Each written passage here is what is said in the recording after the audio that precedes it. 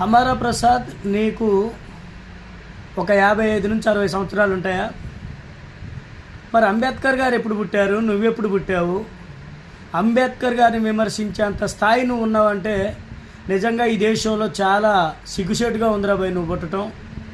ఒక సెక్యులర్ వాదిగా ఉండి భారతదేశ రాజ్యాంగాన్ని నిర్మించినటువంటి రాజ్యాంగకర్తని ఒక దళితుడు అయ్యిండు, సిగ్గు లేదురా నీకు?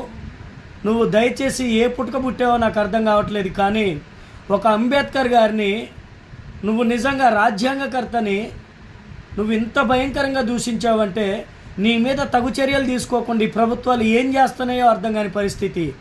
ఏదో మనుషులు చూడటానికి మరి అదేదో చేశారే తప్ప నిజంగా నిన్ను అరెస్ట్ చేసి జైల్లో వేసి రాజ్యాంగకర్త అయినటువంటి అంబేద్కరు ఆ భావజాలాలను దెబ్బతీసినటువంటి నిన్ను అరెస్ట్ చేసి శిక్షిస్తే